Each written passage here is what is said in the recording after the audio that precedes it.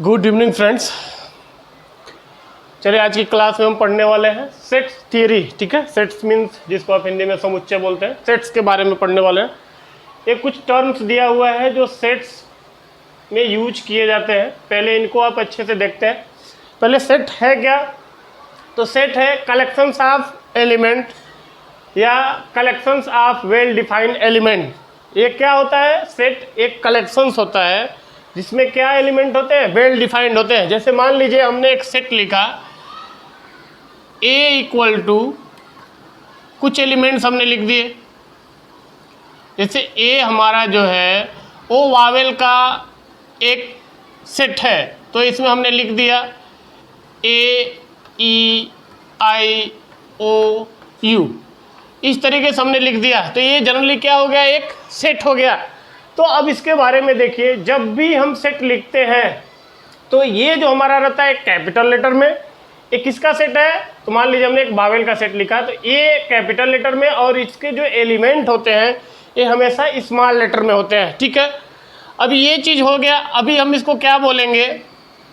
कितने एलिमेंट है इसमें? तो 1 2 3 4 5 एलिमेंट है। ठीक है, ए में कितने एलिमेंट है? 5 है, तो इसको हम लिखते हैं सेट। तो ये एक फॉर्म हो गया सेट का फॉर्म। इसमें क्या होते हैं? तो वेल डिफाइंड एलिमेंट होते हैं जिसको हम सेट के फॉर्म में लिखते हैं। तो चलिए इस पॉइंट ऑफ व्यू से इसको देखते हैं।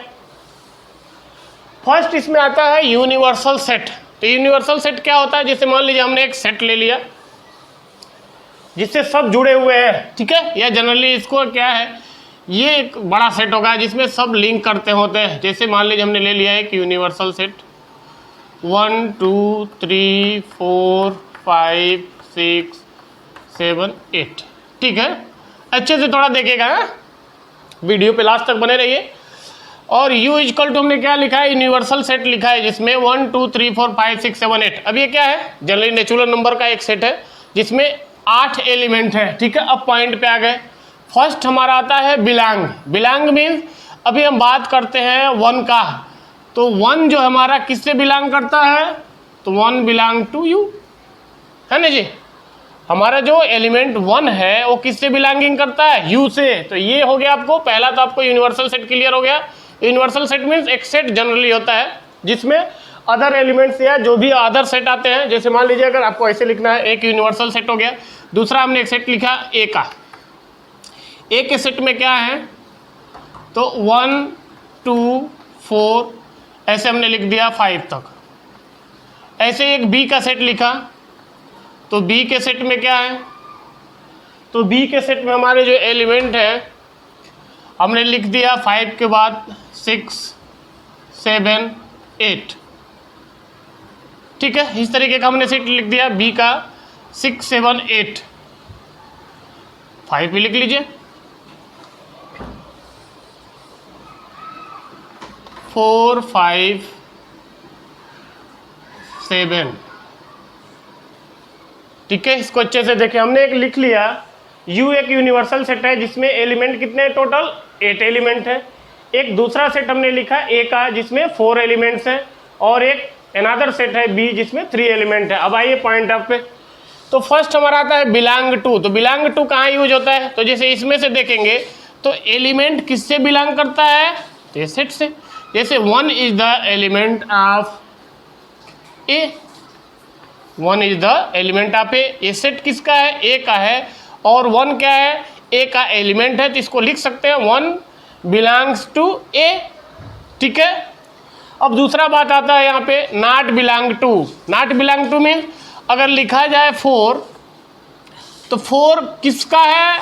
तो देख रहे हैं B में आता है, तो 1 में बिलोंग नहीं करता है। बात समझ में आएगी अच्छे से। 1 is the element of A, तो इसको हम क्या लिख सकते हैं? 1 belongs to A, but 4 is not belongs to A।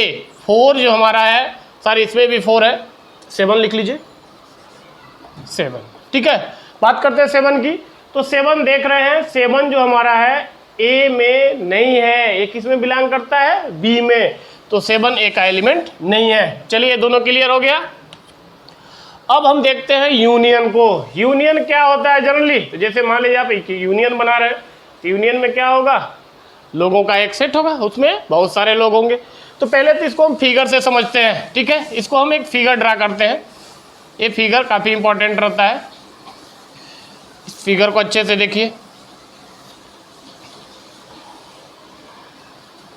हाँ, यहाँ पे हमने ए को बनाया,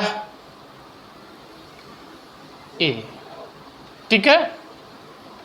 यहाँ पे हमने बनाया बी को, ठीक है, क्लियर। अब ए में कौन कौन से और बी में, ए और बी में दोनों कौन कौन से कॉमन एलिमेंट हैं, तो यहाँ पे देख रहे हैं 4 यहाँ पे भी है, 4 यहाँ पे भी है, 5 यहाँ पे भी है, 5 यहाँ पे भी है। तो 4 और 5 दोनों में क्या है, कॉमन है, ठीक है। बात समझ में आ रही है ना, दोनों क्या है, कॉमन है। बाकी एलिमेंट हमने लिख दिया, यहाँ पे 1 है, 2 है। बी में क्या क्या है, यहाँ पे ए लिख लीजिए, यहाँ पे बी लिख लीजिए। बी में हमारा अभी रिमेनिंग बचा 7, ठीक है। ए में कितने एलिमेंट है, तो 1 2 3 4, 1 2 3 4। बी में कितने एलिमेंट है, 1 2 3, तो 1 2 3, ठीक है। अब चलिए यहाँ पे जो देख रहे हैं ये वाला पार्ट, ये दोनों में क्या है, कॉमन है, ठीक है। और यूनियन, यूनियन क्या है, तो दोनों का एलिमेंट। तो फिगर्स में देखिए, फिगर में अगर हम देखेंगे तो दोनों के एलिमेंट मिला के क्या हो गए, तो इस तरीके से हम लिखेंगे A union B. A union B means दोनों के एलिमेंट। तो दोनों का एलिमेंट मीन्स कॉमन पार्ट को एक ही बार लिखेंगे, तो टोटल एलिमेंट जो होंगे वही लिख देंगे, 1 2 4 5 एंड 7, ठीक है, clear. A union B means A और बी के एलिमेंट्स को ही हम क्या करते हैं, यहाँ पे लिख देते हैं। तो ए यूनियन बी का एक हमारा सेट तैयार हो गया, ठीक है। ए यूनियन बी मीन्स 1 2 4 5 7, इसके पूरे एलिमेंट आ गए ना, 1 2 4 5 7। यहाँ से भी 1 2 4 5 7, कॉमन पार्ट को एक ही बार लिखेंगे। भाई यूनियन में 2 आदमी तो नहीं शामिल हो जाएगा ना, जैसे मान लीजिए एक अलग पार्टी का है, दूसरा एक अलग पार्टी का, आप यूनियन बना रहे हैं, तो एक ही बार तो आएगा ना आदमी, 2 बार तो नहीं आ जाएगा ना, 2 बार, ठीक है। तो ये वेल डिफाइंड एलिमेंट्स हो गए। अब यहाँ पे यूनियन क्लियर हो गया आपको। अब बात आती है इंटरसेक्शंस का। तो इंटरसेक्शन मीन्स जो दोनों में कॉमन हो। तो ये फिगर में देख रहे हैं, तो ए इंटरसेक्शंस बी, इसको क्या बोलते हैं, इंटरसेक्शंस। ए इंटरसेक्शंस बी, ए इंटरसेक्शंस बी क्या होगा, तो जो दोनों में कॉमन हो। तो दोनों में कॉमन क्या है, 4 5, ठीक है।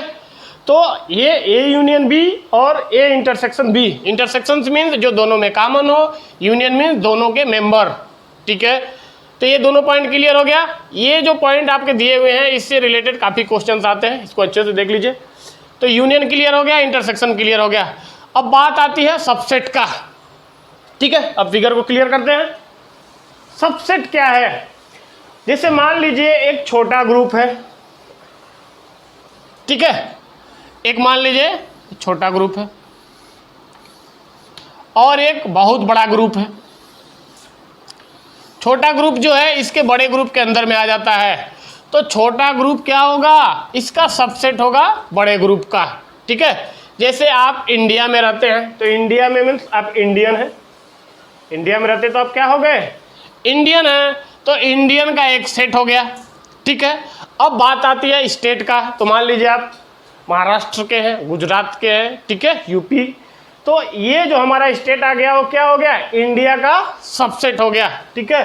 तो पॉइंट पे आ जाइए, सबसेट की बात करते हैं। यहाँ पे आप देख रहे हैं एक एलिमेंट 1 2 4 5, और ये जो हमारा है universal set U equal to इतना है।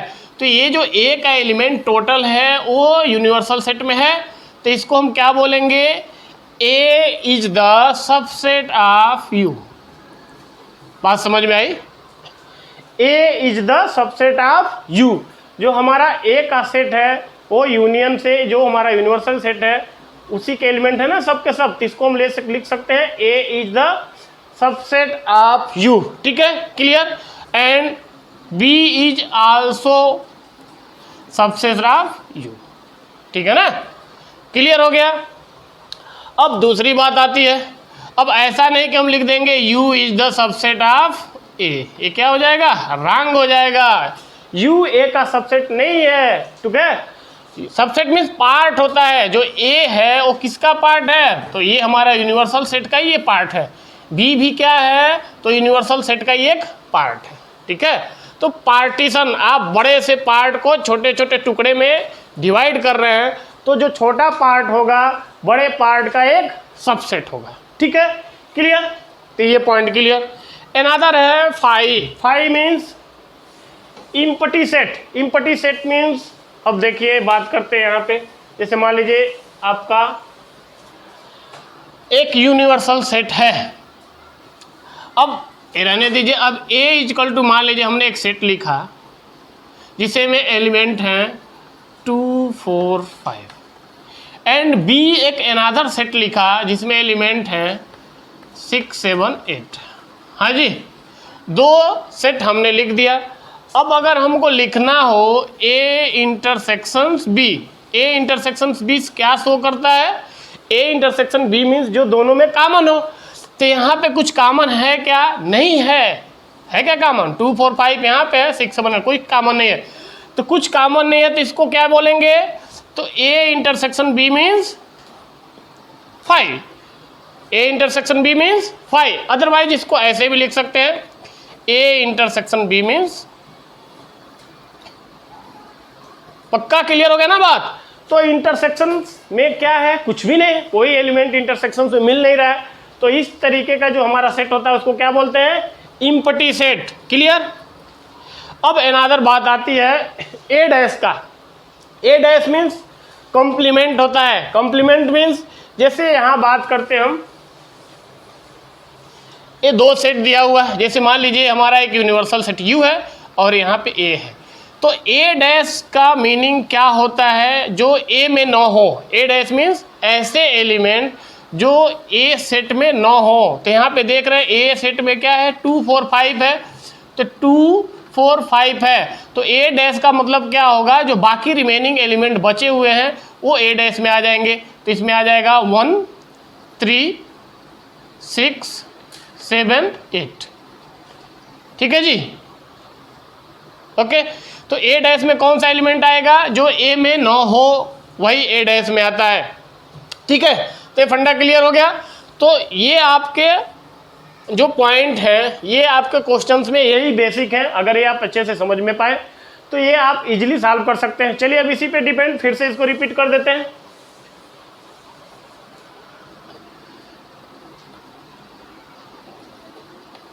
चलिए ठीक है, अभी एक क्वेश्चन दिया हुआ है, U इजकल टू ए है। U हमारा यूनिवर्सल सेट है, A equal to a set है, B इजकल टू ए।